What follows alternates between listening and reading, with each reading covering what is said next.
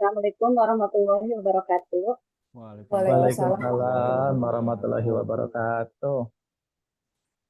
Kita teman-teman, saya Memiarsi. Di sini saya akan memulai untuk diskusi hari ini tentang aksi nyata penerapan filosofi Ki Hajar Dewantara modul 1.1. Untuk yang pertama kali memaparkan presentasinya, mangga kepada Pak Rifki untuk pemaparan materi ini. Baik, Bu Moderator, terima kasih atas waktunya. Baik, izin share screen ya Bapak Ibu. Mangga.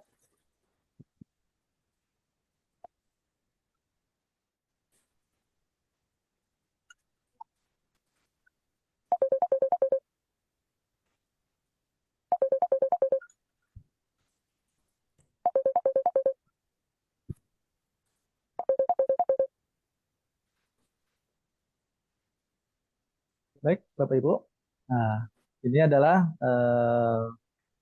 aksi nyata saya penerapan modul 1.1 implementasi pemikiran Ki Hajar Dewantara dalam pendidikan masa kini di SD Negeri Jonggol 2. Nah, di sini ada beberapa contoh implementasi pemikiran Ki Hajar Dewantara yang akan saya lakukan di SD Negeri Jonggol 2. Yaitu yang pertama adalah implementasi kurikulum merdeka, yang kedua penerapan tanpa pembelajaran berusaha pada murid, yang ketiga penilaian holistik, yang keempat pengembangan komunitas belajar, yang kelima pemanfaatan teknologi. Nah, yang pertama, implementasi kurikulum merdeka. Kurikulum merdeka ini diluncurkan pada tahun 2002 selaras dengan filosofi pendidikan Ki Hajar Dewantara. Kurikulum ini menekankan pada pengembangan karakter, profil Pancasila, dan fleksibilitas belajar. Sekolah dan guru juga berusaha untuk berinovasi dan berkreasi dalam merancang pembelajaran yang sesuai dengan kebutuhan murid. Yang selanjutnya, penerapan pembelajaran berpusat pada murid. Dalam pembelajaran berpusat pada murid ini, murid tidak lagi menjadi objek pasif yang menerima informasi dari guru, tetapi menjadi subjek aktif yang terlibat dalam proses belajar mengajar. Murid didorong untuk berpikir kritis, kreatif, dan mandiri. Guru berperan sebagai fasilitator yang membantu murid dalam mencapai potensi terbaik. Yang selanjutnya, penilaian holistik. Penilaian dalam pendidikan ini tak hanya fokus pada aspek kognitif, tetapi juga aspek afektif dan psikomotor. Yang selanjutnya, pengembangan komunitas belajar. Ki Hajar Dewantara mendekatkan pentingnya komunitas belajar dalam pendidikan. Karena sekolah tidak hanya tempat belajar formal, tetapi juga tempat bagi murid, guru, orang tua, dan masyarakat untuk berinteraksi dan saling belajar. Yang selanjutnya, pemanfaatan teknologi. Teknologi dapat menjadi alat yang bermanfaat untuk mendukung pembelajaran, namun pembelajaran harus bijak dan tidak boleh menggantikan peran guru dan interaksi sosial dalam proses belajar mengajar. Kesimpulannya, penerapan pendidikan kajian teori dalam pendidikan masa kini bukan tempat tegangan. Diperlukan komitmen yang kuat dari berbagai pihak, termasuk pemerintah, sekolah, guru, orang tua, dan murid, untuk mewujudkan pendidikan yang bermutu dan berkarakter. Nah, prioritas saya yang pertama adalah implementasi kurikulum merdeka, yang kedua adalah penerapan pembelajaran berpusat pada murid. Alasannya, karena kurikulum merdeka ini merupakan terobosan baru dalam pendidikan Indonesia. Kurikulum ini dirancang untuk memberikan fleksibilitas kemerdekaan belajar bagi murid. Nah, alasan yang selanjutnya, nah, yang satu adalah mewujudkan filosofi pendidikan Ki Hajar Dewantara, lalu meningkatkan kualitas pembelajaran. Yang ketiga, mempersiapkan murid untuk masa depan. Yang keempat, meningkatkan kesetaraan dan akses pendidikan. Yang kelima, memperkuat peran guru. Dan yang terakhir adalah mendukung pemulihan pembelajaran. Nah, kesimpulannya, meskipun implementasi kurikulum mereka masih data tahap awal, banyak pihak optimis bahwa kurikulum ini dapat membawa perubahan positif dalam pendidikan Indonesia. Dengan komitmen dan kerjasama dari semua pihak, kurikulum mereka diharapkan dapat mewujudkan cita-cita bangsa untuk mencerdaskan kehidupan bangsa. Nah, yang kedua adalah penerapan berpusat pada murid. Pembelajaran pusat pada murid atau student centered learning merupakan pendekatan yang menempatkan murid sebagai subjek aktif dalam proses belajar mengajar. Murid didorong untuk berpikir kritis, kreatif, dan mandiri, serta bertanggung jawab atas pembelajarannya sendiri. Nah, ini adalah 6 alasannya adalah satu, meningkatkan motivasi dan ketertiban murid. Yang kedua, mengembangkan kemampuan berpikir kritis dan kreatif. Yang ketiga, meningkatkan keterampilan kolaborasi dan komunikasi. Yang keempat, membangun karakter dan kemandirian. Yang kelima, mempersiapkan murid untuk masa depan. Yang terakhir, meningkatkan hasil belajar. Kesimpulannya, penerapan program bersama pada murid membutuhkan komitmen dan usaha dari semua pihak, termasuk guru, murid, orang tua, dan sekolah. Namun, dengan menggunakan pendekatan ini, kita dapat menciptakan lingkungan belajar yang lebih kondusif dan membantu murid untuk mencapai potensi terbaiknya. Nah, selain itu, ada beberapa profil Pancasila yang akan menjadi implementasi di sekolah saya. Itu yang pertama, beriman bertawakal kepada Tuhan Yang Maha Esa dan Berhak Mulia. Yang kedua, berkebinekaan global. Yang ketiga, bergotong royong. Yang keempat, mandiri. Yang kelima, bernama kritis. Dan yang keenam, kreatif. Nah, implementasinya yang pertama saya memilih yaitu beriman bertakwa kepada Tuhan Yang Maha Esa. Yang kedua adalah gotong royong. Nah, prioritas untuk bermasi lokasi harga di utara yang pertama adalah budi pekerti, yang kedua adalah kodrat alam dan kodrat zaman. Nah, setelah beberapa implementasi saya pilih, maka implementasi untuk program sekolah yang akan kami atau sekolah saya eh, lakukan yaitu Seroja. Apa itu Seroja? Sehat, jasmani, dan rohani. Di dalam Seroja itu ada Jumat Ngawas, ada Jumsi, ada sholat berjamaah, dan juga ada sedekah Jumat. Baik, Bapak Ibu, itulah pemaparan dari saya implementasi tentang pemikiran kehidupan Dewantara yang akan menjadi program di sekolah saya. Enggak, Ibu Moderator untuk selanjutnya. Baik, terima kasih Pak Rifki atas pemaparan materinya. Eh, untuk yang lain mungkin ada yang mau memberikan umpan balik atau bertanya, silakan satu orang saja dibatasi. Pak Reman, Baik, terima kasih kepada Ibu Moderator atas waktunya. Terima kasih juga kepada Pak Rifki atas pemaparan dari filosofi pemikiran Ki Hajar Dewantaranya. Pada kesempatan kali ini saya ingin eh, memberikan umpan balik, lebih tepatnya terkait pertanyaan terkait dari program Seroja. Kira-kira menurut Pak Rifki, apa yang harus dilakukan bagi siswa-siswi yang beragama non-Muslim? Terima kasih atas waktunya Pak Rifki. Baik, terima kasih atas pertanyaan. Baik, kebetulan program Soroja ini yaitu salah satunya itu adalah kegiatan sholat jamaah setiap Jumat. Sudah sekolah kami lakukan di setiap minggunya di Jumat. Nah, kebetulan memang belum ada namanya. Baru namanya itu adalah sholat duha berjamaah. Nah, ketika yang Muslim itu berangkat ke masjid untuk sholat duha berjamaah, yang Muslim itu masuk ke ruangan kelas khusus yang nanti di dalam ruangan kelas itu sudah ada guru agamanya masing-masing. Kebetulan guru agama yang di sekolah saya itu ada guru agama Buddha dan guru agama Kristen. Nah, mereka nanti diarahkan. Yang Muslim itu diarahkan menuju masjid dengan guru agama Islamnya, lalu yang guru Buddha dan guru Buddha apa namanya siswa yang Buddha dan siswa yang Kristen itu diarahkan ke ruangan ke guru agamanya masing-masing. Itu seperti itu. Baik, Nangga, ada lagi? Kalau saya mau menambahkan,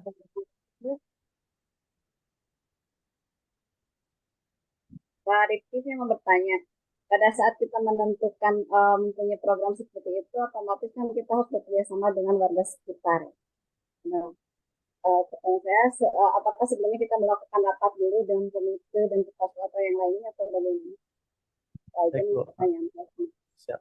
Oke, mungkin kalau bagi sekolah yang belum sama sekali melakukan apa namanya program seperti itu, alangkah baiknya dirapatkan di awal tahun ajaran, Bu ya. Tapi mungkin kalau saya itu sudah dilakukan sebelum-sebelumnya hanya belum ada nama programnya, mungkin hanya sosialisasi melalui grup WA atau sosialisasi melalui apa namanya pemberitahuan ke siswa nanti diberitakan ke orang tuanya. Jadi agak lebih mudah, lebih tepat waktu. Tapi bagi sekolah yang memang belum sama sekali gitu ya, alangkah baiknya itu kita rapatkan dulu menjadikan sebuah program sekolah. Seperti itu, Bu. Tapi di sekolah saya karena sudah berjalan, hanya penggantian nama saja menjadi Soraja, mungkin kami hanya sosialisasinya melalui pemaparan di grup-grup WA dan memberikan pemahaman kepada siswa. Itu aja sih. Banyak Pak Rifki. Baik, Dengan sama-sama, Bu. Enggak, kita berarti udah, Bu ya. pemaparan materi dari Bu Lasmini. Mangga Bu Lasmini untuk presentasi materi. Ya Bu, nanti maaf ya Bu kalau bisa boleh dah yang selanjutnya dulu ini sedang diperbaiki dulu ya Bu. Saya lempar ke Bu Resti aja ya. Mangga Bu Resti. Terima kasih pada moderator untuk waktunya. Izinin saya coba screen dulu. Sudah terlihat Bapak Ibu? Iya, Iya, ada. Bu. Lihat, Bu. Ya, terima kasih sebelumnya. Baik, di sini saya akan memaparkan tentang implementasi pemikiran Ki Hajar Dewantara dalam pemikiran masa kini di SDN Singasari 01. Perasaan selama melakukan perubahan di kelas yaitu selama menjadi guru penggerak, tepatnya mengikuti pendidikan guru penggerak, itu saya merasa pembelajaran yang sebelumnya berpusat pada guru, padahal sebetulnya pembelajaran itu berpusat pada anak. Kemudian yang kedua, anak memiliki keterbatasan dalam mengeksplor dirinya, kurangnya kemandirian, dan tidak bisa bebas lagi dalam berekspresi.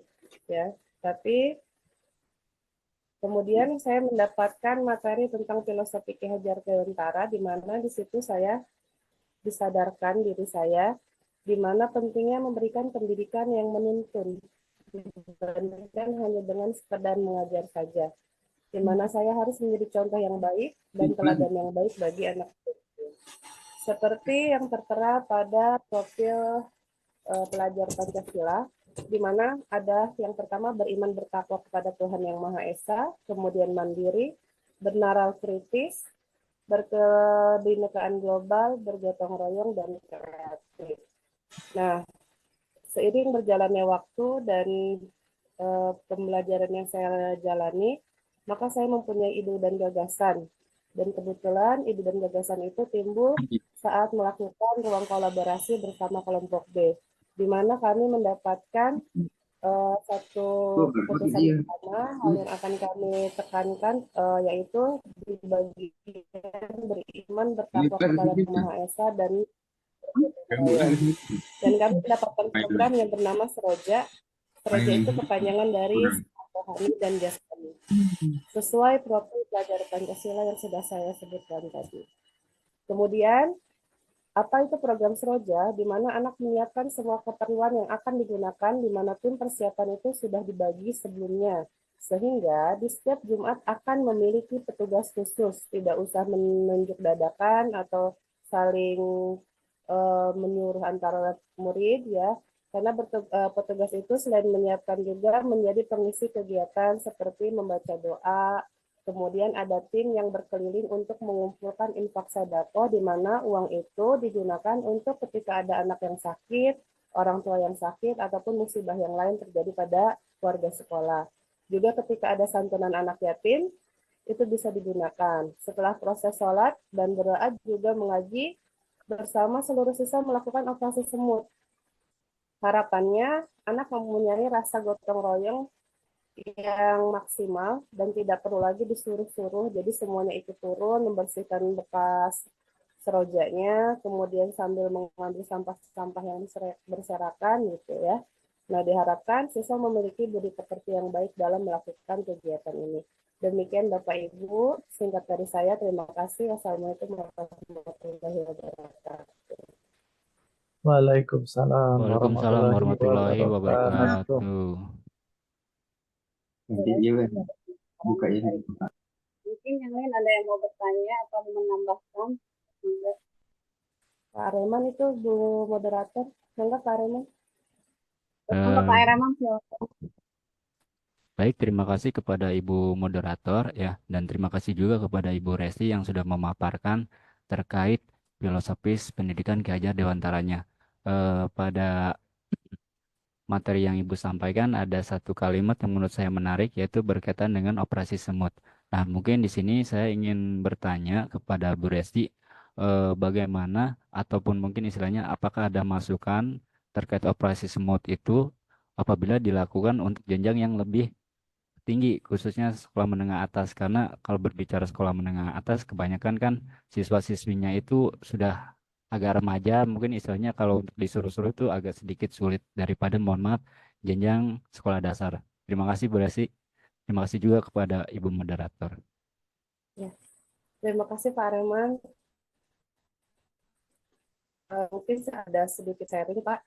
selain dengan cara kita memberikan contoh ketika bersih-bersih kelas atau lingkungan sekolah, pastinya kita sebagai seorang tenaga pendidik juga harus memberikan contoh di mana kita ikut menyapu, ikut membuang sampah, ikut merapikan apa yang ada di dalam kelas.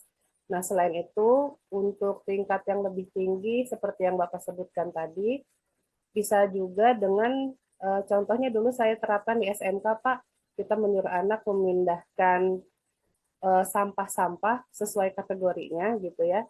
Jadi anak bisa belajar sampah anorganik, sampah organik gitu.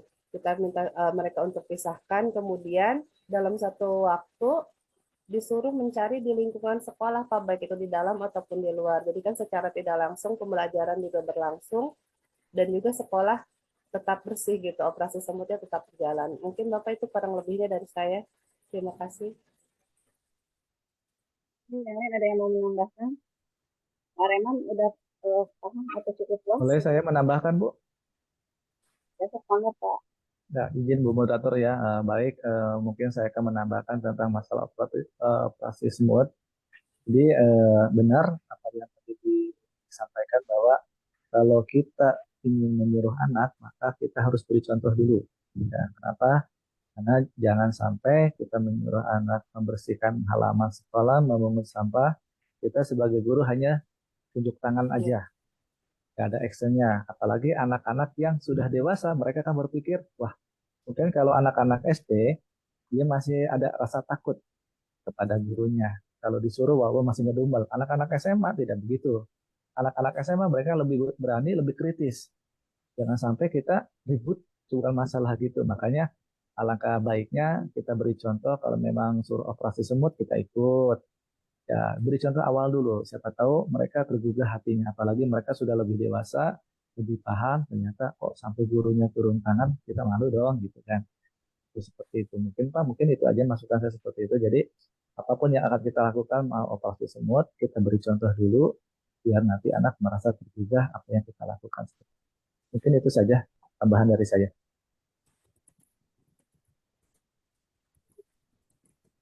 Mungkin itu pemaparan dari dari Bu Resti.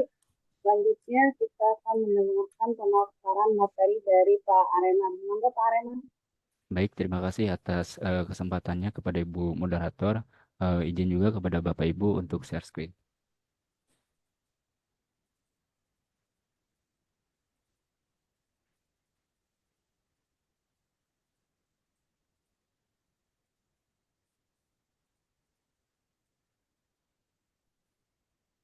Baik, Bapak Ibu,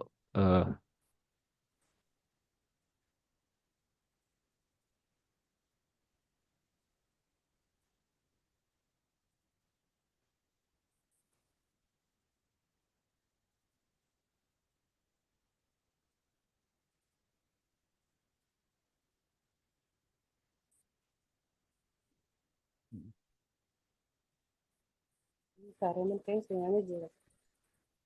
izin Bapak Ibu, apa sudah terlihat share screenan saya?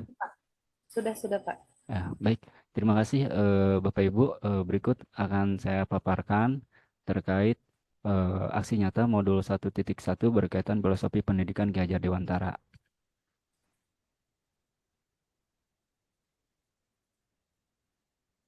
Baik, yang pertama berkaitan dengan perasaan selama melakukan perubahan di kelas ya.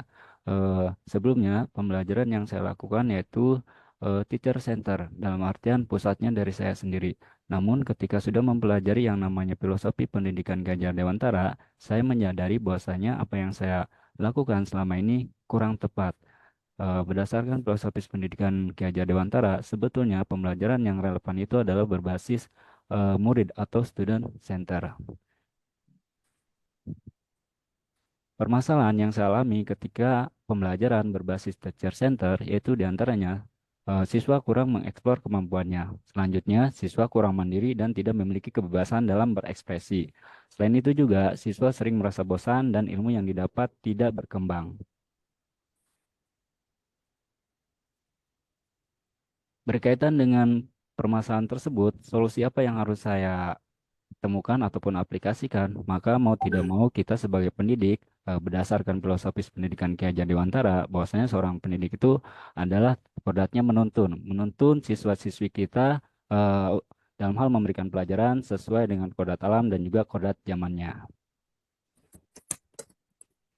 Lalu untuk yang kedua, berkaitan ide atau gagasan yang timbul sepanjang proses perubahan, maka dari permasalahan yang terjadi ketika teacher center, perubahan yang saya lakukan adalah yang paling utama mengubah metode pembelajaran, di mana lebih menggerakkan siswa untuk aktif, kolaboratif, mandiri, dan juga berani.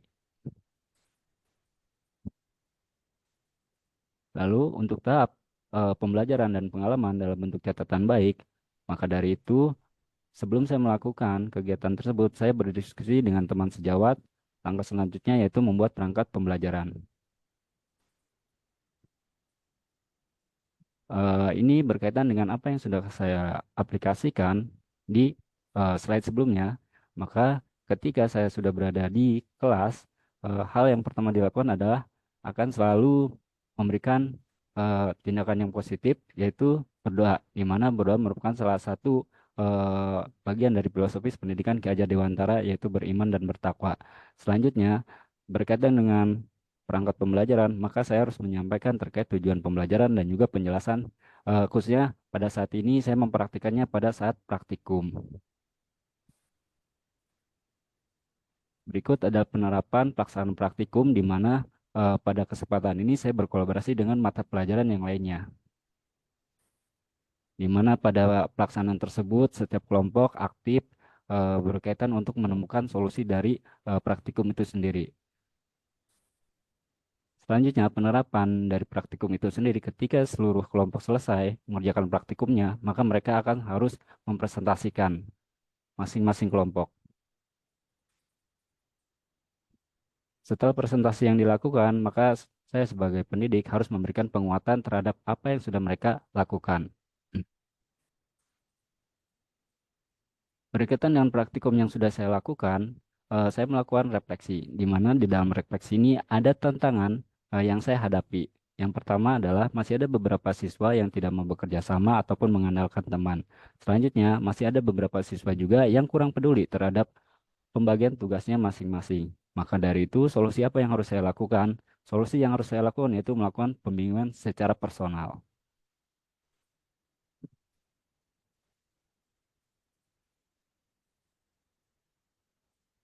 Demikian apa yang bisa saya sampaikan terkait aksi nyata modul 1.1. Selanjutnya saya kembalikan lagi kepada Ibu Moderator.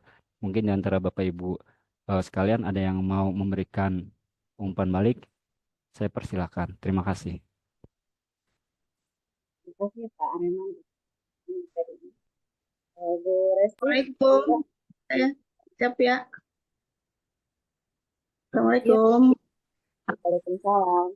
Assalamualaikum warahmatullahi wabarakatuh. Ya. Bulas. Ini bentar dulu, ini lagi mau umpan balik ke Areman. Iya, Bentar ya, Bu Resti dulu mau bertanya Bu. Pas ini, mangga Bu Resti. Terima kasih Ibu Moderator, juga Bapak Ibu yang lainnya. Pak Hareman, mohon izin tadi sedikit saya mendengar tentang adanya metode pembelajaran yang Bapak terapkan di mana anak membutuhkan kepercayaan diri yang tinggi ya Pak ya. Nah, saya mohon sharing Bapak, bagaimana biasanya teknik Bapak dalam menumbuhkan rasa percaya diri pada siswa, apalagi mereka itu kan sudah tingkat kelas sekolah tinggi ya Pak ya gitu. Biasanya Bapak melakukan apa gitu Pak? Terima kasih Pak sebelumnya. Baik, terima kasih atas umpan baliknya kepada Ibu Resti. Ini hanya sekedar sharing saja ya. Dalam artian kebetulan di instansi tempat saya bertugas, saya kebetulan ke bagian kelas 12, Bapak Ibu yang mengampunya. Maka dari itu, dari segi usia memang mereka kategorinya adalah dewasa. Nah, terkait dari bentuk kepercayaan diri, pasti setiap siswa itu akan berbeda satu dengan yang lainnya. Namun, di satu sisi, saya selalu memberikan yang namanya bimbingan personal, bahwa dalam hal apapun itu, kalian sebagai siswa di sekolah ini, bahwasanya kalian itu adalah istimewa. Dalam artian kalian memiliki kemampuan yang berbeda-beda satu sama dengan yang lainnya. Maka dari itu, kalian itu, khususnya siswa, itu tidak perlu membandingkan satu dengan yang lainnya. eh, yang saya harapkan terkait apa yang saya sampaikan ini kepada siswa ini bahwasanya eh, nantinya mereka bisa menumbuhkan yang namanya kepercayaan diri. Dalam artian kepercayaan diri di sini bahwasanya apapun bentuk khususnya di dalam pembelajaran tugas mereka bisa menyelesaikan itu. Mungkin itu dari saya terkait umpan balik dari Ibu Resti. Terima kasih Bu Resti. Terima kasih Bapak.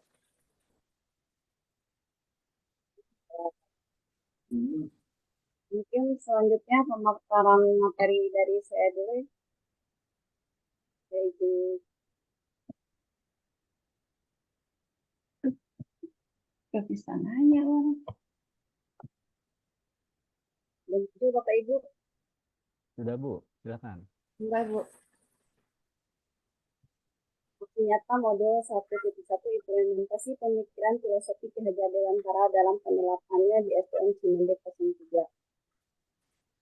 Karena pembelajaran berpusat pada murid dengan mengutamakan kodrat alam dan kodrat teman. Pembelajaran sebelum mengenal filosofi Ki Hajar Dewantara berpusat pada murid, berpusat pada guru, di mana guru sebagai sumber pembelajaran dan pengetahuan dijadikan sebagai penilaian utama. Kemudian semua anak disamaratakan tanpa melihat minat dan bakatnya. Perubahan yang dilakukan setelah mengenal filosofi Ki Hajar Dewantara. Pembelajaran berpusat pada murid itu sebagai fasilitator dengan mengutamakan sistem AMON, di mana guru mengarahkan agar murid sesuai dengan kemampuannya. Kemudian berusaha lebih dekat dengan murid sesuai dengan filosofi Ki Hajar Dewantara, berhamba pada anak, melakukan refleksi di akhir pembelajaran, mengidentifikasi bakat dan minatnya. Demikian pemaparan yang dapat saya sampaikan. Terima kasih. Mungkin ada yang mau menambahkan atau bertanya.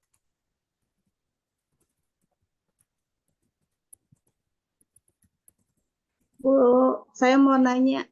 Maaf, ini nggak bisa angkat tangannya. Maaf ya.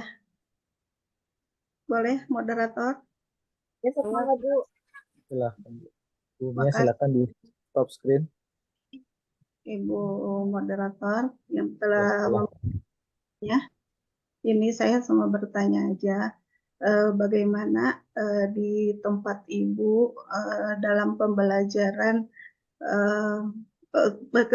dalam pembelajaran kurikulum Merdeka ini, dalam pelaksanaannya melaksanakan kegiatan proyeknya seperti apa? Kan Ibu, saya pernah dengar Ibu itu sudah melaksanakan kurikulum Merdeka ya Bu.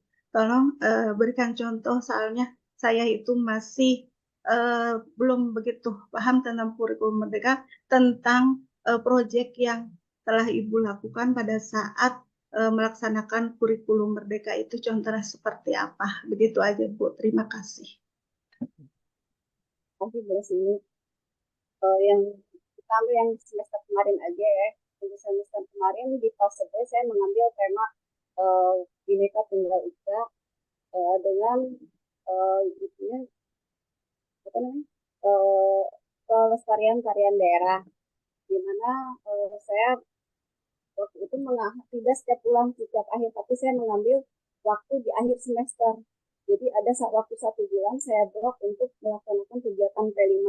Jadi pada saat bulan Mei itu sebuah kegiatan saya gunakan untuk kegiatan proyek P5, di mana saya mulai mengenalkan tentang apa itu budaya yang ada di Indonesia, bagaimana itu tentang salah satunya itu tarian tradisional, kemudian tarian tradisional apa saja yang ada di Indonesia seperti itu.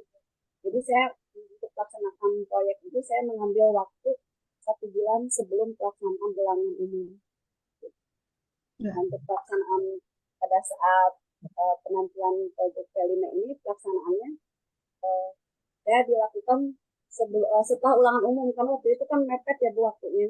Jadi setelah ulangan umum 1 minggu saya melaksanakan panen karya.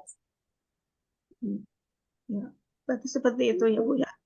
Mungkin ada yang mau menambahkan, yang lain yang sudah melaksanakan kurikulum Merdeka, karena saya juga baru tahun ini ya mulai melaksanakan kurikulum Merdeka, jadi saya juga masih meraba-raba, tapi saya nanya ke SD yang lain, bagaimana pelaksanaannya seperti ini. Ya, Mungkin ada yang menambahkan Pak Areman, Pak Beresti. Cukup Bu, ya, bagus. Kita lanjut ke yang pemaparan terakhir aja. Mungkin itu yang dapat saya sampaikan. Berhubung ini kita lanjut ke Bu Lasmini. Mangga Bu Lasmini untuk memaparkan materi presentasi ini. ya terima kasih Bu. Saya dibantu oleh soalnya di sini kebetulan atau saya sedang bermasalah ini juga, maaf sekali ini memakai punya teman. Maaf ya. Di sini ya, Assalamualaikum warahmatullahi wabarakatuh. Ini ini memaparkan tentang modul 1.1 filosofi Ki Hajar Dewantara. Ayo Pak. Yang selanjutnya, perasaan selama melakukan perubahan itu yang dirasakan oleh saya, yaitu pembelajaran sebelumnya itu saya lakukan berpusat pada guru, ya Pak, teacher center. Padahal yang sebenarnya itu kita harus berpusat kepada siswa.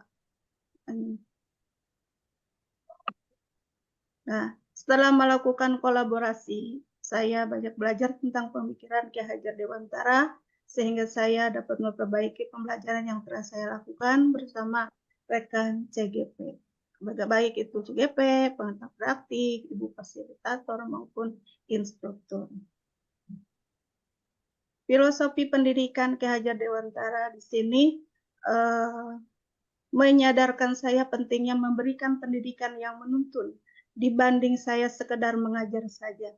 Saya harus memberikan contoh teladan yang baik kepada murid, karena pendidikan bertujuan untuk menuntun segala kodrat yang ada pada anak-anak, agar mereka dapat mencapai keselamatan, kebahagiaan yang setinggi-tingginya. Ide dan gagasan yang timbul selama proses, yaitu metode perubahan, mengubah metode, ya Pak Bu. Perubahan dari pemikiran atau perilaku setelah mempelajari modul ini, saya memuji perubahan pandangan saya bahwa pembelajaran sebelumnya sebenarnya dan seharusnya berpusat pada murid. Guru hanya sebagai pembimbing saja. Ada praktik baik aksi nyata pernah saya lakukan juga, yaitu perencanaan dengan teman-teman CGP, ya Pak. Pelaksanaannya sebelum belajar kita membaca doa dan membaca surat pendek. Pelaksanaan juga kita melangsungkan Zoom meeting bersama teman-teman sejawat di sini bersama teman-teman CGP. Terima kasih. Ini dari saya, cukup sekian. Assalamualaikum warahmatullahi wabarakatuh. Langsung Pak. Terima kasih Bu Lasmini atas pemaparan materinya. Mungkin ada yang mau bertanya dari peserta yang lain atau memberikan umpan balik, mangga. Pak Rifki atau Pak Areman. Bu, mungkin saya akan bertanya ya. Masalah yang tadi dipaparkan Bu Lasmini.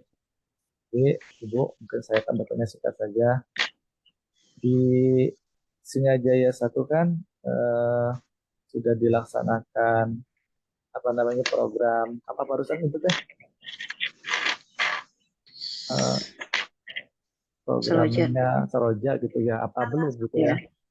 Nah, lihatnya kan kita kan beda sekolah nih Bu ya. Kira-kira kalau strategi Ibu melakukan seluruh program itu mungkin akan beda dengan sekolah saya. Nah, kira-kira strategi Ibu bagaimana untuk si program tersebut akan berjalan lancar gitu aja.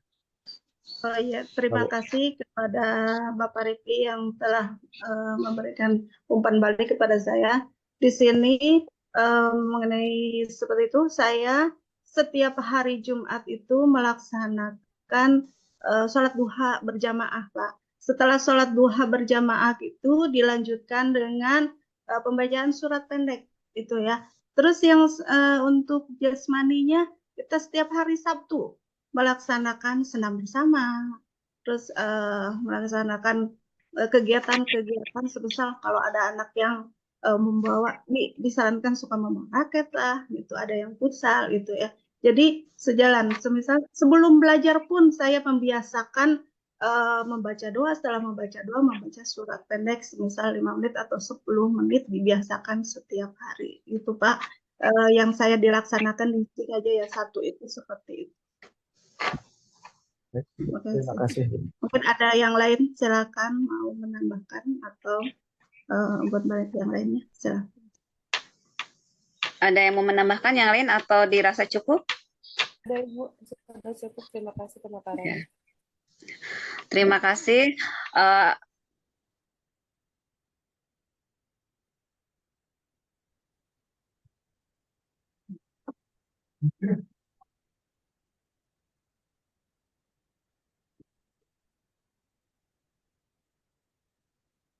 Sepertinya buminya gangguan Pak Rifki.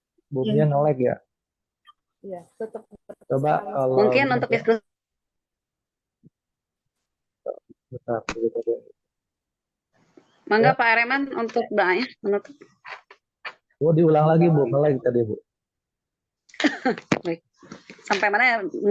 Ditutup Tutup aja. aja mulai dari Ya, untuk diskusi hari ini kita cukupkan sampai di sini. Terima kasih kepada teman-teman atas pemaparan materinya.